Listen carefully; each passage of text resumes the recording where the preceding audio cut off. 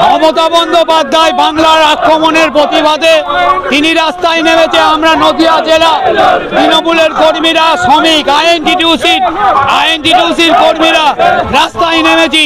লাখো লাখো মানুষ রাস্তায় নেমেছে বাংলা ভাষার ওপর, বাঙালিদের ওপর আক্রমণের প্রতিবাদে। এই যে মহামিছিল আগামীতে 26-এ নির্বাচন, 26টা আসনও বিজেপি পাবে না। বাংলার ওপর আক্রমণের জন্য মমতা বন্দ্যোপাধ্যায় চতুর্থবারের জন্য মুখ্যমন্ত্রী হবে। কল্যাণী মেন স্টেশন থেকে শুরু হয়েছে, পৌরসভার সামনে আমাদের এই মিছিল শেষ হবে। কত মানুষ আজকে জমা ছিল? আজকে হাজার হাজার মানুষ। শুধু চলুন না শ্রমিক সংগঠনে